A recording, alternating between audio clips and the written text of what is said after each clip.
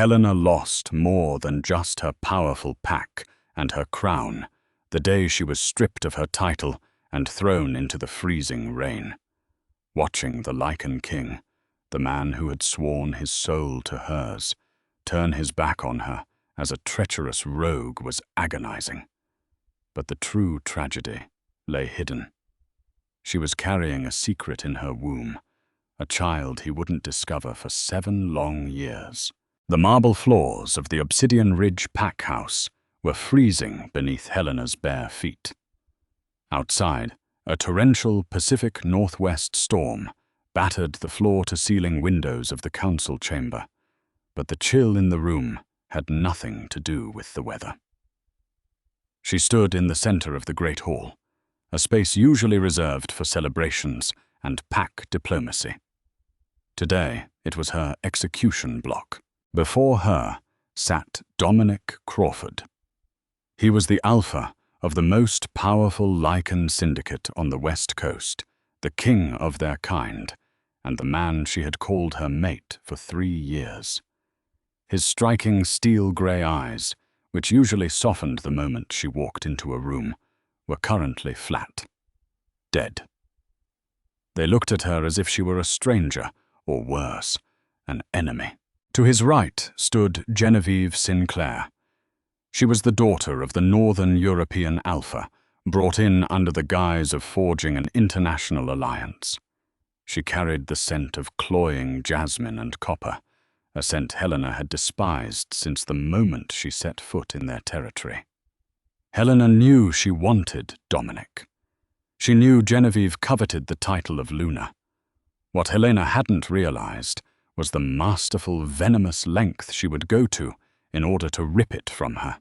"The evidence is irrefutable, Helena," Dominic's voice boomed, rich and heavy with the alpha command that forced the knees of lesser wolves to buckle. He tossed a thick leather folder onto the heavy oak table. Pages spilled out, forged bank wires, doctored photographs, and falsified communication logs. Genevieve had framed her for treason. She had manufactured a flawless paper trail, suggesting Helena had been selling the pack's territorial patrol schedules to the feral rogues in the southern valleys. The ambush that had resulted from that leaked information had cost the lives of 3 of Dominic's best border guards. "Dominic, you know me," Helena pleaded, her voice trembling but refusing to break. "I have slept by your side for over 1,000 nights. My soul is tethered to yours. Look at me, and tell me your wolf believes these lies." Dominic's jaw ticked. For a fraction of a second, Helena saw the war raging inside him. His Lycan, the primal beast that recognized her as his eternal equal, was thrashing against the cold, calculated logic of a king who had just lost his men. But the king won. "My wolf," Dominic said, his tone dropping to a dangerous, icy whisper, "mourns the mate he thought he knew. You endangered our people, Helena. You aligned with murderers. It was her." Helena pointed a shaking finger at Genevieve, who maintained a mask of pristine, sorrowful shock. "She paid the rogues to stage the ambush. She wants the seat beside you, and she didn't care who she had to slaughter to get it." "Enough!" Elder Richard Belmont slammed his fist on the table. The elderly Lycan had never liked Helena's progressive views on pack management. "You shame yourself with these desperate accusations, Helena Hastings. The Sinclair family has provided us with satellite imagery and financial audits. Your guilt is absolute." Helena touched her stomach, a purely instinctual gesture. Just 3 hours ago, locked in the master bathroom, while Dominic was dealing with the fallout of the ambush, she had stared at a little white plastic stick.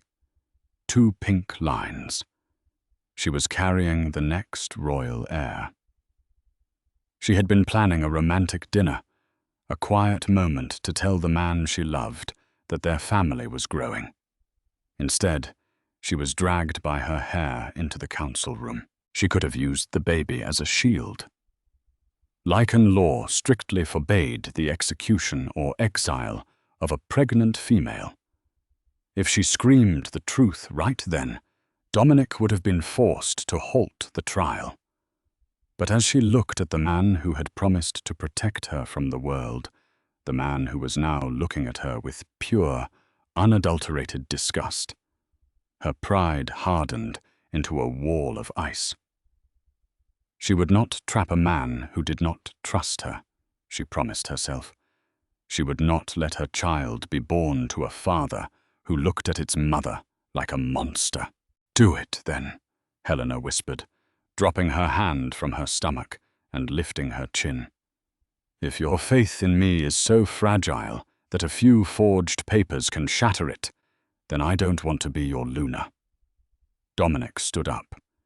He towered over the room, broad-shouldered and lethal. The air crackled with his oppressive aura. "I, Dominic Crawford, Alpha of Obsidian Ridge, hereby strip Helena Hastings of her title as Luna. I sever the pack bond. You are banished from these lands. If you cross our borders again, you will be hunted as a rogue." The words weren't just a legal decree. They were magic. The moment he spoke them, a blinding, agonizing pain tore through her chest. It felt as though a serrated blade was dragging through her ribs, cutting the invisible, humming cord that connected her soul to his. She gasped, falling to her knees as blood rushed to her ears. Her inner wolf howled in devastating agony, retreating into the darkest corners of her mind, curling into a ball of sheer trauma. Helena didn't look back as Weston Miller, Dominic's beta, and a man who had once been like a brother to her, escorted her to the edge of the territory. Weston wouldn't meet her eyes. He handed her a duffel bag with a few mundane clothes and a small stack of human currency. "I'm sorry, Helena," Weston muttered into the freezing rain. "Don't be," she replied, her voice devoid of emotion. "But when the truth finally comes to light, Weston, do not expect my forgiveness." With nothing but the clothes on her back and the secret life blooming in her womb, Helena walked into the unforgiving darkness of the Cascade Mountains. Surviving as a lone wolf is a grueling test of endurance. Surviving as a lone, pregnant wolf with a shattered mate bond is a death sentence.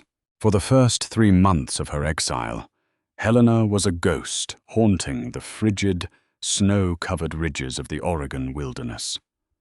Without the energetic support of a pack, her immune system plummeted. Her inner wolf, deeply wounded by the rejection, remained dormant, refusing to shift, which meant she had to endure the brutal winter in her fragile human form. She couldn't hunt. She couldn't run.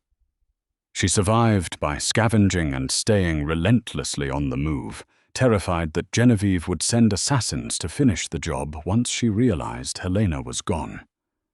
Helena knew she couldn't stay in the wild. The baby was draining her life force, demanding nutrients and warmth that the snowy pines could not provide. Eventually, starvation drove her out of the mountains and into a remote, sleepy human logging town called Oak Ridge. It was a place untouched by the Lycan underworld, a grid of dive bars, failing lumber mills, and worn-down clinics. Helena changed her name to Claire Harrison. She used the last of the cash Weston had given her to rent a dilapidated trailer on the edge of town, and she took a grueling, under-the-table job scrubbing floors at a local diner. It was in that tiny, drafty trailer on a stormy night in late February that her water broke. There was no pack healer to ease her pain. There was no alpha to hold her hand and share the life-threatening strain of a Lycan birth. She was alone, biting down on a rolled-up towel to muffle her screams so the human neighbors wouldn't call the police. The labor lasted 20 agonizing hours. When the final push tore through her exhausted body, the cries of a newborn pierced the silence of the trailer. She scooped him up, wiping the blood and sweat from his tiny, wriggling form. The moment he opened his eyes, her heart broke all over again. They were striking, flawless steel gray. Dominic's eyes. "Leo," she whispered, pressing her lips to his warm, damp forehead. "Your name is Leo." Fast forward 7 years. Raising a Lycan royal heir in a human town was like trying to hide a ticking time bomb in a glass house. Leo was a beautiful, precocious, and deeply compassionate boy.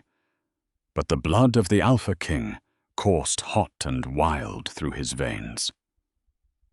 By the time he was 5, he was the size of an 8-year-old.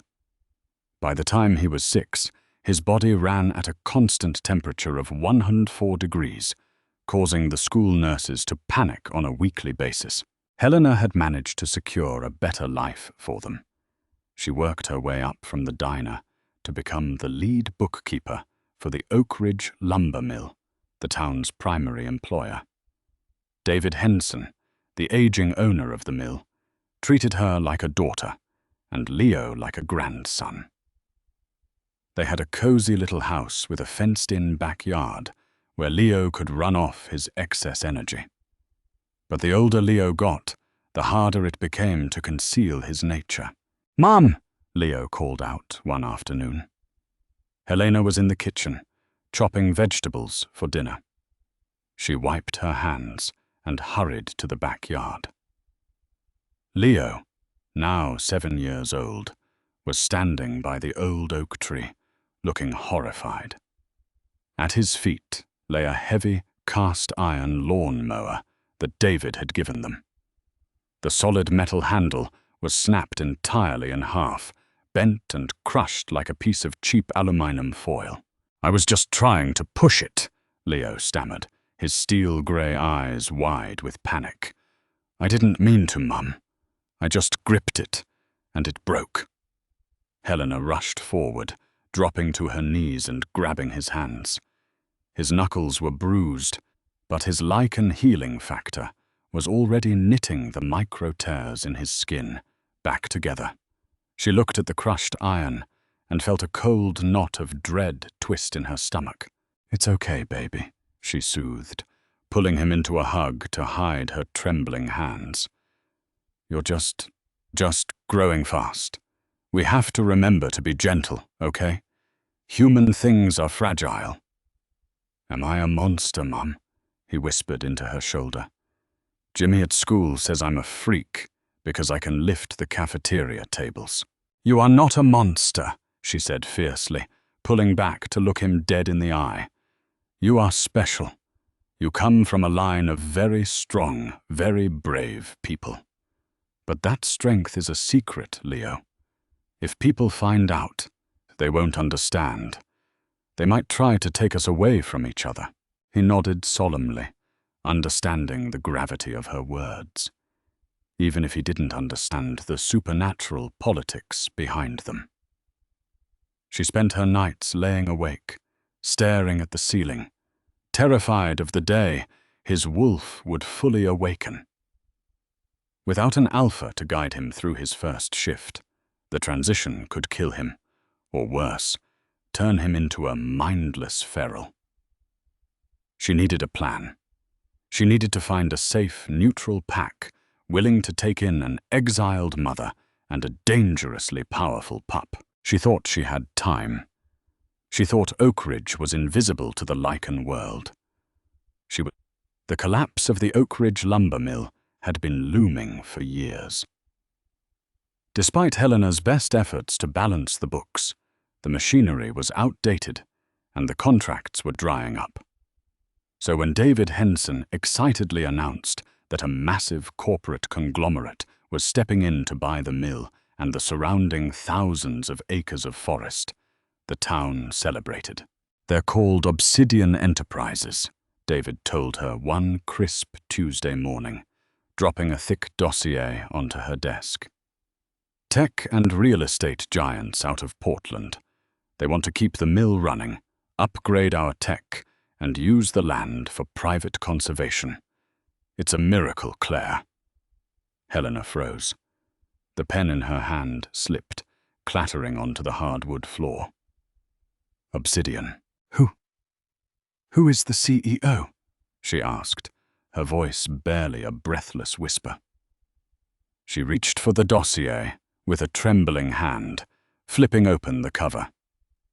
"A Mr. Dominic Crawford," David said cheerfully. "He and his executive team are coming down in person today to finalize the audit. I need you in the boardroom at noon, Claire. You know these numbers better than anyone." The air in her lungs vanished. The name printed in bold black ink on the corporate letterhead blurred as panic seized her vision. Dominic. Here. Lycan packs often used massive corporate fronts to buy up human land, expanding their territories legally to avoid arousing suspicion from the human government. Dominic was expanding his borders. He was bringing his counsel, his beta, and likely Genevieve, right to her doorstep.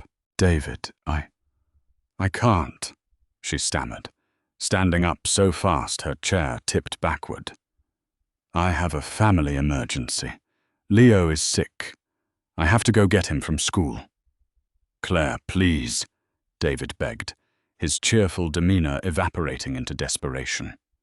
"If this deal falls through, the whole town goes bankrupt. 200 families that lose their livelihoods. Just give them the financial presentation. 1 hour. That's all I ask." Helena looked at David's pleading, wrinkled face. He had given her a job when she was a starving, pregnant runaway. He had paid for Leo's winter coats when she couldn't afford them. She owed him everything. 1 hour, she whispered, her heart hammering against her ribs like a trapped bird. She had exactly 2 hours to prepare. She locked herself in the employee bathroom, splashing freezing water onto her face. She had changed over the last 7 years.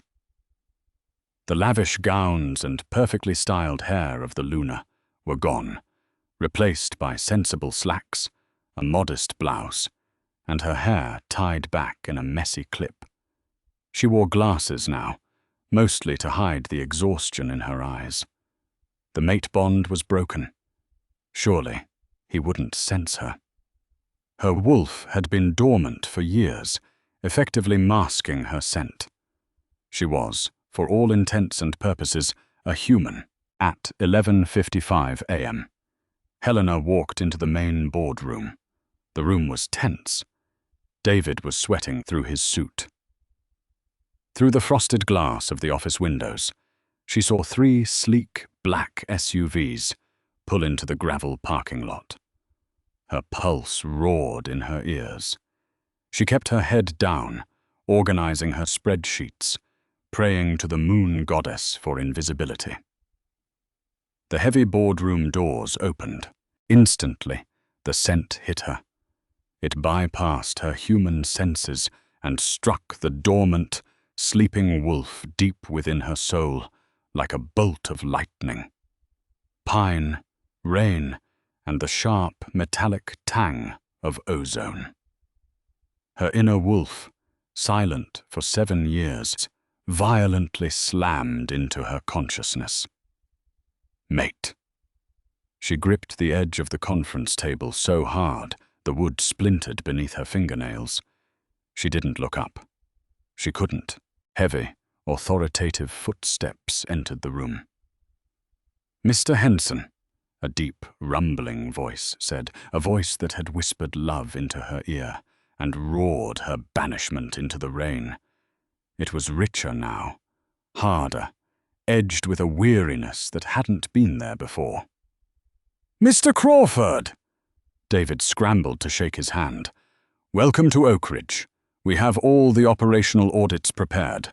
My lead accountant, Claire, will walk you through the deficits. Let's get this over with, Dominic replied dismissively. My VP of Acquisitions, Miss Sinclair, will review the legalities. Genevieve was here too. Helena's stomach violently churned.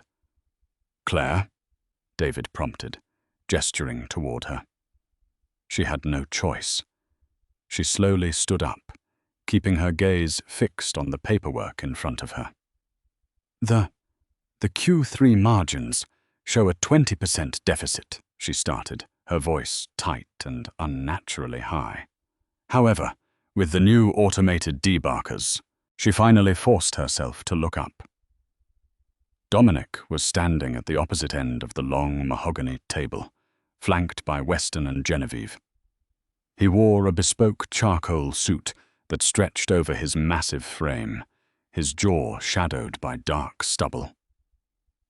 Genevieve stood perfectly manicured beside him, smirking at some private joke. But Dominic wasn't looking at the paperwork. He wasn't looking at David.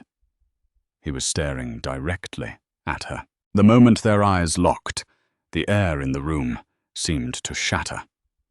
Dominic's steely grey eyes blew wide, the pupils instantly dilating until they were completely black. The physical manifestation of a Lycan's wolf surging to the surface. He stopped breathing.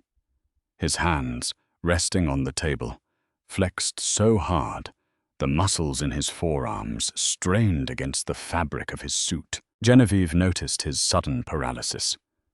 Dominic? Darling, what is it? She followed his gaze, her haughty expression freezing into a mask of absolute, unadulterated horror as she recognized Helena. Helena, Dominic breathed. The sound was guttural, a ragged exhale that carried 7 years of ghosts. Before anyone could move, before Helena could turn and bolt for the fire exit, a loud crash echoed from the hallway outside the boardroom. The door swung open, and a small, furious blur pushed past David's assistant. "Mom!" Leo stormed into the room, his backpack slung over one shoulder. He was flushed, his body radiating a terrifying heat, and his steel-grey eyes were flashing with unnatural golden Lycan light. "Jimmy pushed me into the mud. I'm so mad I could break a tree." Silence descended on the boardroom like a suffocating blanket. Dominic's gaze snapped from Helena's face down to the 7-year-old boy, standing defensively by her side. He took in the boy's broad shoulders, his furious stance, and finally, those unmistakable, identical, steel-grey eyes. Dominic Crawford, the fearsome king of the West Coast Lycans, looked as if he had just been shot through the heart. The silence in the boardroom was absolute, broken only by the frantic, heavy breathing of her 7-year-old son. Leo stood there, mud smeared across his cheek, his golden-flecked eyes darting around the room, entirely oblivious to the fact that he had just detonated a nuclear bomb in the center of the Lycan monarchy. David Henson, blissfully ignorant of the supernatural warfare unfolding in his office, was the first to speak. "Claire, I thought you said Leo was sick at school." Helena didn't answer him. She couldn't. All her energy was focused on the towering, broad-shouldered king standing at the end of the mahogany table. Dominic's face had lost all color. The formidable, untouchable alpha was trembling. His gaze remained locked on Leo, tracking the boy's rapid breathing, the aggressive set of his small jaw, and the undeniable Lycan aura radiating from him in waves of heat. Dominic took a slow, agonizing step forward. His expensive leather shoe scuffed against the hardwood, sounding like a gunshot in the quiet room. "Helena!" Dominic rasped, the word tearing out of his throat as if it were lined with glass. He raised a shaking hand, reaching out across the chasm of the room toward her son. "Is he—" "Don't," she snarled. The feral, protective instinct of a mother wolf. An instinct that had been buried under years of accounting spreadsheets and human blending, exploded out of her. A low, vibrating growl ripped through her chest, vibrating against her ribs. It wasn't human. David gasped, stumbling backward against the whiteboard. Dominic stopped dead in his tracks. The sound of her wolf, the wolf he thought he had broken, seemed to strike him physically. "Dominic, don't be a fool." Genevieve's voice cut through the tension like a poisoned blade. She stepped quickly to his side, her perfectly manicured hand gripping his bicep. Her face was pale, but her eyes were filled with calculated desperation. "Look at the boy. He reeks of feral magic. She's been living with rogues for 7 years. This is some bastard trick to extort the pack. He isn't yours." Dominic slowly turned his head to look at Genevieve. The steel grey of his eyes had completely bled out, replaced by the endless, abyssal black of his Lycan. When he spoke, the alpha command in his voice was so heavy it made the glass windows rattle in their frames. "Take your hand off me, Genevieve." Genevieve recoiled as if she had been burned, her mouth opening and closing in silent shock. Weston, who had been standing by the door, was staring at Helena with a look of pure devastation. He looked from her to Leo, doing the mental math. 7 years old, banished 7 years and 9 months ago. The realization hit him, and the beta actually swayed on his feet, bracing a hand against the wall. "Mum?" Leo whispered, finally noticing the bizarre, terrifying energy in the room. His golden eyes flickered back to normal grey, and he shrank against her side. "Why is that big man looking at me like that? Are we in trouble?" "No, baby," she said, her voice shaking as she grabbed his small, hot hand. "We aren't in trouble. We're leaving." "You are not walking out that door, Helena," Dominic commanded. The alpha aura flooded the room, a psychic weight designed to force submission. David dropped to his knees, clutching his chest, unable to handle the pressure. But she remained standing. Dominic blinked, shock registering through his black eyes. He pushed more power into his command, the air growing thick and suffocating. "Stay." Helena felt a slight pressure against her mind, like a strong gust of wind, but nothing more. She looked at him, her expression hardening into absolute ice. "You severed the bond, Dominic," she said, her voice echoing with a cold, hollow finality. "You broke the tether. Your commands hold no power over me anymore. You are not my king." Before he could process the ultimate rejection of his authority, she scooped Leo into her arms. He was heavy, dense with Lycan muscle, but adrenaline fueled her limbs. She practically threw herself backward through the heavy double doors, sprinting down the hallway of the mill. "Helena! Wait!" Dominic roared from behind her, the sound echoing with a devastating mix of rage and panic. "Hold him back, Weston!" Genevieve shrieked. "She's a security threat. The boy is a rogue." Helena didn't look back. She burst through the front doors of the mill. Hitting the freezing Oregon air, she threw Leo into the passenger seat of her beat-up sedan, slammed the door, and vaulted over the hood to the driver's side. Her hands shook violently as she jammed the key into the ignition. "Mom, you're scaring me!" Leo cried as she slammed the car into reverse, spraying gravel across the parking lot. "Put your seatbelt on, Leo," she ordered, her eyes darting to the rearview mirror.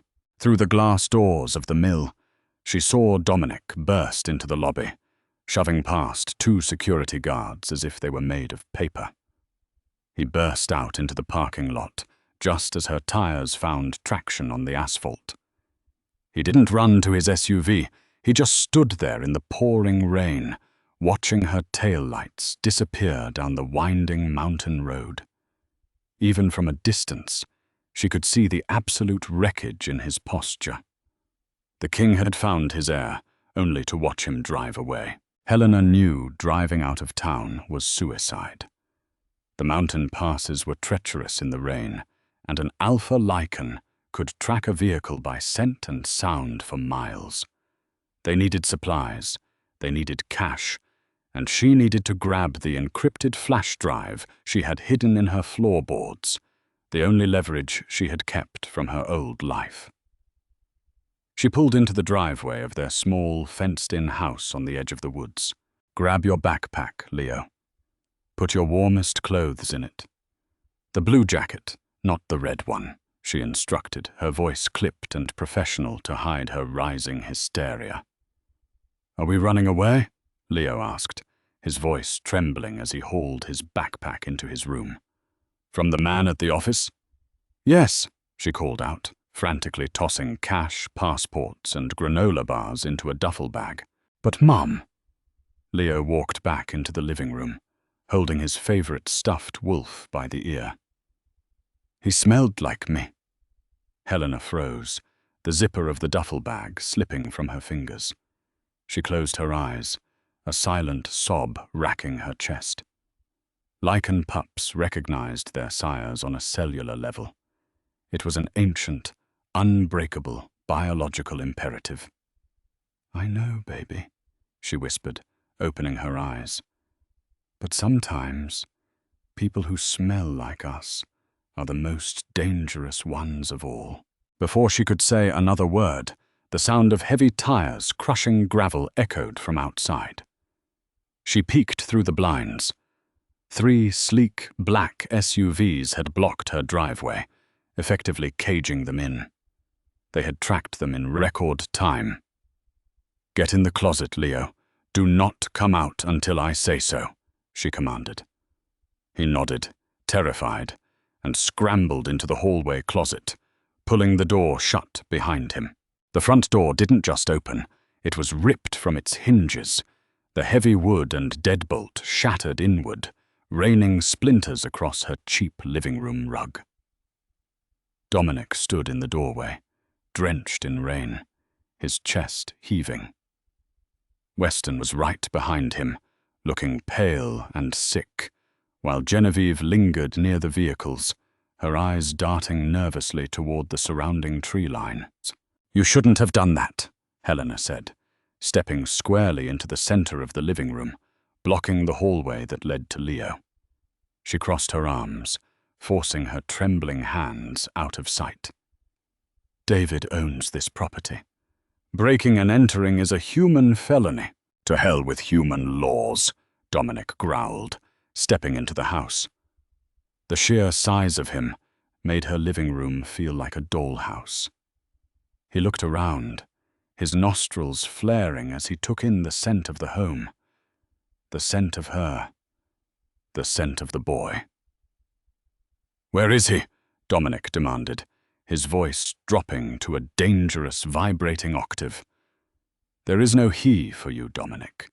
You gave up the right to ask questions 7 years ago." Dominic closed the distance between them in a blur of supernatural speed. Helena didn't flinch. She held her ground as he stopped inches from her face. Up close, the devastation in his eyes was breathtaking. The harsh, unyielding king was gone, replaced by a man drowning in a sea of catastrophic regret. "You were pregnant," he whispered, the words choking him. "When I put you in the rain, when I stripped you of your pack, you were carrying my child." "Yes," she said smoothly, refusing to give him the satisfaction of her tears. "And I would have died in the snow with him if I hadn't found this town." "Why didn't you tell me?" he roared, the sheer volume shaking the picture frames on the walls. "Because you didn't believe me," she screamed back, the dam finally breaking. 7 years of terror, exhaustion, and loneliness poured out of her. You looked at forged papers and decided the woman who shared your soul was a traitor. If I had told you about the baby, what would you have done, Dominic? Taken him and locked me in a dungeon? Killed me and given my son to her to raise? She pointed a shaking finger at the open doorway, where Genevieve was hovering. Dominic flinched violently. He reached out, his large hands hovering over her shoulders, desperately wanting to touch her, to bridge the severed connection. But he didn't dare. "Helena," Weston's voice broke from the doorway. The beta stepped inside, the rain dripping from his coat. "Dominic, there's something you need to know. Something I should have said years ago."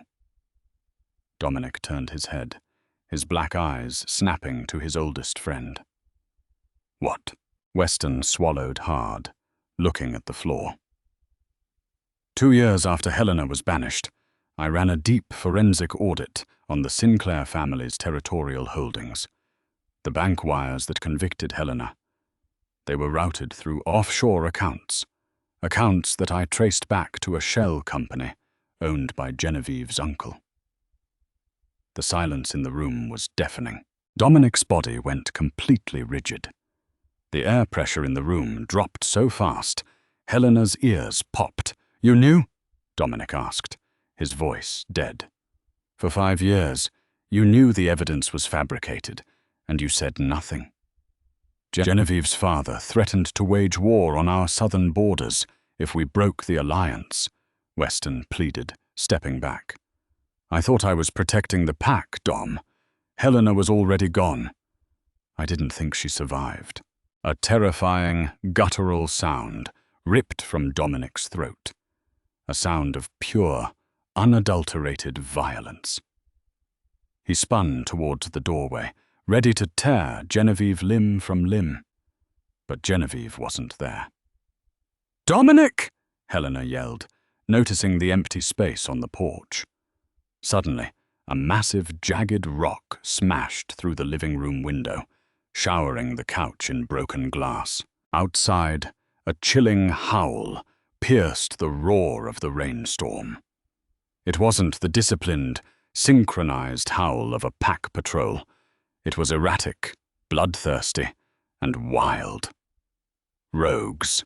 Dozens of them were emerging from the tree line, their matted fur slick with rain, their eyes glowing with unnatural, starving malice.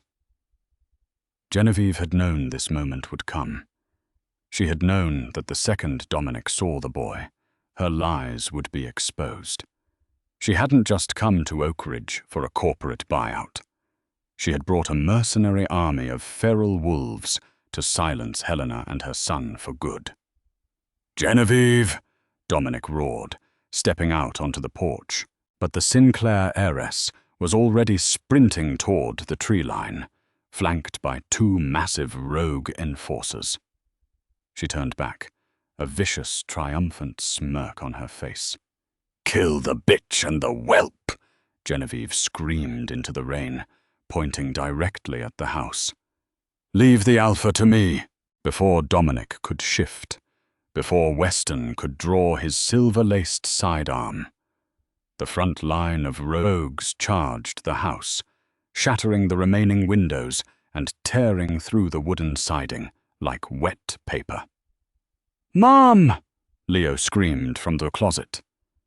Helena's inner wolf, dormant for so long, finally tore free from her mental cage, her eyes burning with lethal maternal fury.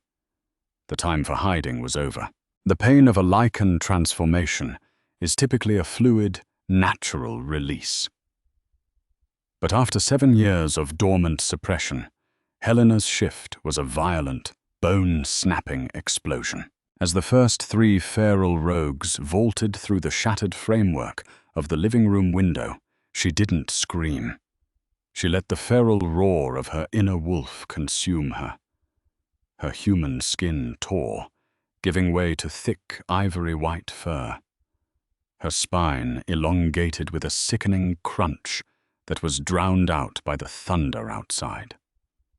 Her jaw snapped forward into a lethal snout filled with razor-sharp canines. She hit the floor on all fours as a massive, scarred wolf, placing her body squarely between the advancing rogues and the hallway closet where her son was hiding. The leading rogue, a mangy brute with patchy brown fur and rabid, glowing eyes, lunged at her throat. She didn't recoil. The maternal fury coursing through her veins made her entirely immune to fear. She sprang upward, catching the rogue mid-air. Her jaws clamped down on his thick neck, the momentum carrying them both crashing into the television stand. Wood splintered and glass shattered as she viciously shook her head, snapping his cervical spine with a sickening crack. She tossed his lifeless body aside, just as the sheer, suffocating weight of an alpha's aura slammed into the room. Dominic didn't just shift. He erupted. His clothes shredded as he expanded into his primal Lycan form.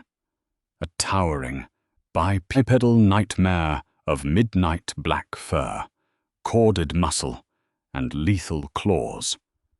He stood nearly 8 feet tall, his steel-grey eyes now bottomless voids of pure, murderous rage. With a deafening roar that shook the very foundation of the small human house, Dominic grabbed the second rogue by the skull with one massive hand. He crushed it like a rotten melon, tossing the limp carcass back out into the torrential rain. Weston was beside him, shifting into his sandy-brown wolf form, engaging a pair of attackers, trying to flank them through the kitchen. The house was instantly transformed into a slaughterhouse. Blood sprayed across the cheap floral wallpaper. The metallic scent of copper mixed with the smell of wet dog and ozone. Helena fought with a savagery that surprised even herself. A female rogue managed to sink her teeth into her hind leg, tearing through muscle. She didn't yelp. She spun around, driving her claws into her attacker's ribs, tearing them open before sinking her fangs into her snout. But there were too many of them. Genevieve had paid handsomely, and these rogues were starving, desperate, and heavily coordinated. "Mom!" The muffled scream from the hallway closet made Helena's blood run cold. A rogue, smaller and faster than the others, had slipped past Dominic's massive frame and darted down the narrow hallway. Its claws tore at the flimsy wooden door of the closet, ripping it entirely off its hinges. Helena scrambled frantically, her paws slipping on the blood-slicked hardwood floors, desperate to reach her pup. She was too far away, but as the rogue lunged into the dark space of the closet, a searing wave of heat blasted out into the hallway. The temperature in the house spiked instantly. A horrific, high-pitched howl erupted from the closet, a sound that was half human boy, half primal beast. Leo was shifting. A pup's first shift is supposed to happen under the careful, soothing guidance of a pack elder, buffered by the energetic support of a linked pack. Forced by terror and a massive adrenaline spike, Leo's transition was volatile. Out of the closet tumbled a juvenile wolf. He was large for a pup, his fur a brilliant, smoky grey, his paws disproportionately huge. He was uncoordinated, thrashing wildly, terrified of his own changing body. The rogue snapped its jaws, aiming for Leo's vulnerable throat. Before she could reach them, a massive black shadow blotted out the hallway lights. Dominic moved with a speed that defied his sheer size. He intercepted the rogue mere inches from Leo. The Alpha King didn't use his teeth. He grabbed the rogue by its front legs, planted his foot on the creature's chest, and violently ripped its limbs from its torso. The remaining rogues, seeing their packmates utterly decimated by the combined fury of an alpha king and a fiercely protective mother, broke their assault. They scrambled back through the broken windows, fleeing into the stormy darkness of the surrounding woods. Silence slammed back into the house, save for the sound of heavy panting and the relentless drumming of the rain. Helena shifted back into her human form immediately, ignoring her torn clothes and the bleeding wound on her leg. She dropped to her knees on the ruined carpet, reaching out to the frantic, poky-grey pup cowering in the hallway. "Leo, baby, it's me," she cooed, her voice trembling but coated in a soothing, maternal cadence. "It's Mummy. You're okay. I've got her, you." Leo whimpered, a distinctly canine sound of distress. He nudged his wet snout against her neck, breathing in her familiar scent. Slowly, the silver light faded from his eyes, and the fur began to recede. Within seconds, her 7-year-old boy was back in her arms, entirely human, sobbing hysterically into her shoulder. She rocked him back and forth, wrapping a torn blanket from the floor around his shivering shoulders. Heavy, thudding footsteps approached them. She looked up.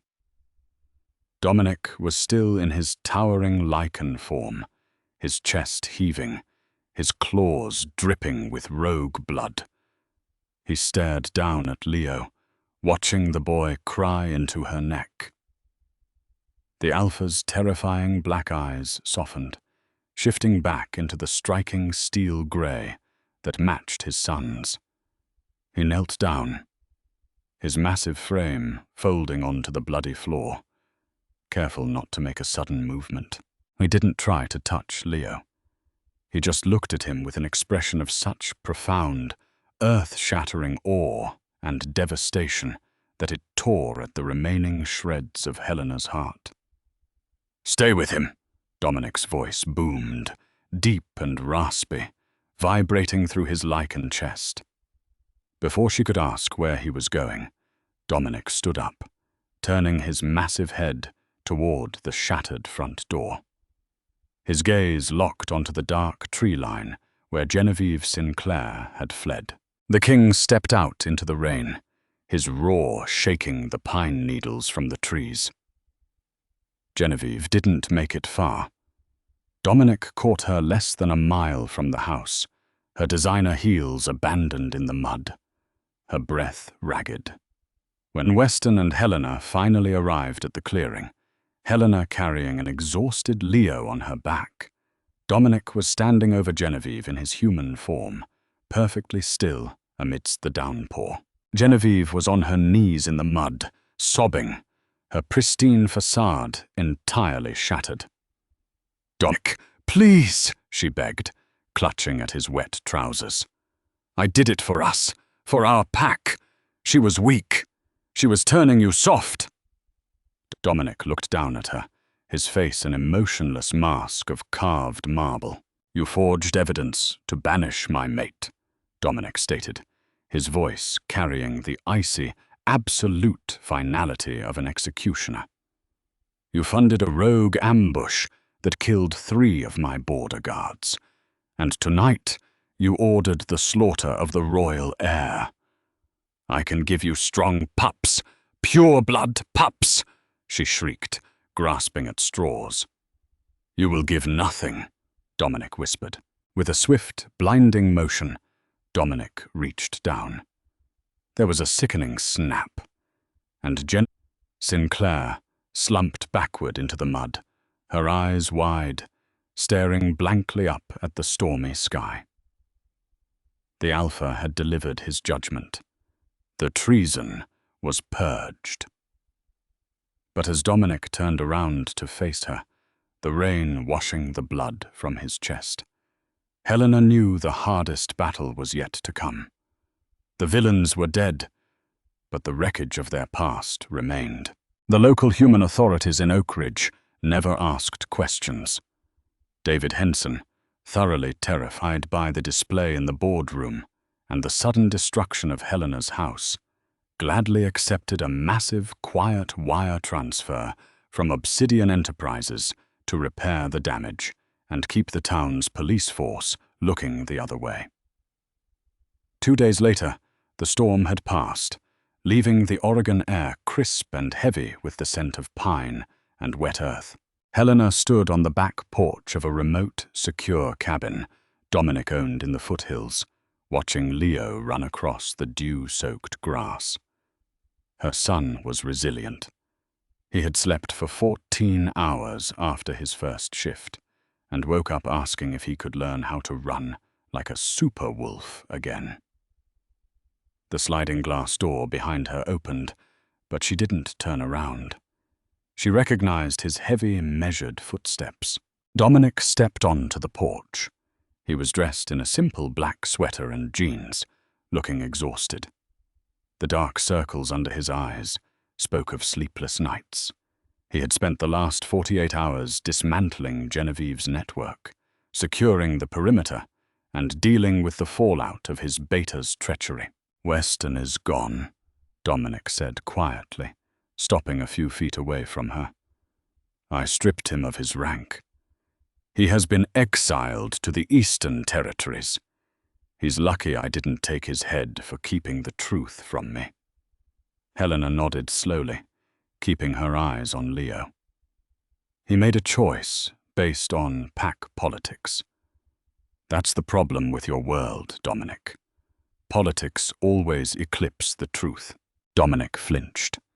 He took a step closer, the magnetic pull between them humming faintly, a ghost of the mate bond he had severed 7 years ago. "Helena," he murmured, his voice cracking. "I have replayed that day in the council chamber 1,000,000 times in my head. I have lived in a nightmare for 7 years, wondering if you were alive, wondering if you hated me. But knowing that you were out here, alone, pregnant, terrified, it is a guilt that is going to consume me." He dropped to his knees right there on the wooden deck. The mighty Alpha King of the West Coast Lycans bowed his head, resting his forehead against the wooden railing near her hip. "I was a fool," he whispered, his broad shoulders shaking. "I let a crown and a council blind me to the soul of the woman I loved. I don't ask for your forgiveness, Helena. I don't deserve it. But I am begging you. Come home. Bring our son home. Let me protect you. Let me spend the rest of my life proving that I can be the man you deserved." Helena looked down at the man who had broken her heart, the father of her child, the king who had banished her into the snow. The easiest thing in the world would be to fall to her knees with him, to cry into his chest and to let the ancient magic of their mating bond knit itself back together. But the naive, desperately in love girl who had stood in that council chamber was dead. The wilderness had killed her, and a mother had been born in her place. "Get up, Dominic," she said softly, but firmly. He slowly rose to his feet, his steel-gray eyes searching hers for any flicker of hope. "I am not the woman you banished," she told him, turning to face him fully. "I spent 7 years scrubbing floors, balancing books for human mills, and raising a Lycan heir in a trailer park. I learned how to survive without a pack. I learned how to be my own alpha." Dominic swallowed hard, nodding. "I know. You are stronger than I ever was. If I go back to Obsidian Ridge," she continued, holding his gaze relentlessly, "I will not return as your Luna. I will not sit silently while ancient elders debate my worth. I will not be a decorative mate." "Whatever you want," Dominic said instantly, desperation coloring his tone. "Anything." "I want the council dissolved and restructured," she demanded, her voice ringing with absolute authority. I want equal voting power on all territorial disputes. I want the border policies rewritten to provide sanctuary for pregnant rogues and exiled females. And I want it legally bound by pack magic, that if you ever doubt me again, the Alpha Command transfers entirely to me. Dominic stared at her, visibly stunned by the sheer weight of her terms. Helena wasn't asking to be a queen. She was demanding to be his equal in every conceivable metric. Slowly, the devastation in his eyes gave way to a blazing, profound reverence. His inner wolf, the beast that had recognized her strength from the very beginning, surged forward, practically purring with pride. "You want to rule the West Coast," Dominic breathed, a small, awe-struck smile tugging at the corner of his mouth. "I already raised its heir by myself," she replied coolly. "Ruling the territory shouldn't be much harder." Dominic stepped forward, closing the distance between them. He didn't touch her, respecting the physical boundary she had set, but he leaned in, his voice dropping to a low, intimate rumble that sent a shiver down her spine. "I agree to every term," he swore, his eyes burning into hers. "The council will be yours to command. The borders will be yours to draw. You are not my shadow, Helena. You are the Queen of the Ridge, and I will gladly kneel at your side for the rest of my days." Helena looked past him, watching Leo chase a butterfly into the tree line, his laughter echoing through the serene mountain air. The road ahead was not going to be easy. Rebuilding trust takes time, and healing a severed soul bond requires more than just apologies and political treaties. But as she looked back at Dominic, seeing the unyielding devotion radiating from the man who had finally recognized her true worth, she knew they were going to try. They packed their bags the next morning. The beat-up sedan was left in Oak Ridge, and they climbed into the sleek, armored SUVs of the royal convoy. As they drove back toward Obsidian Ridge, Leo sat in the back seat, excitedly bombarding his father with questions about pack life, shifting, and whether he could get a bigger bedroom.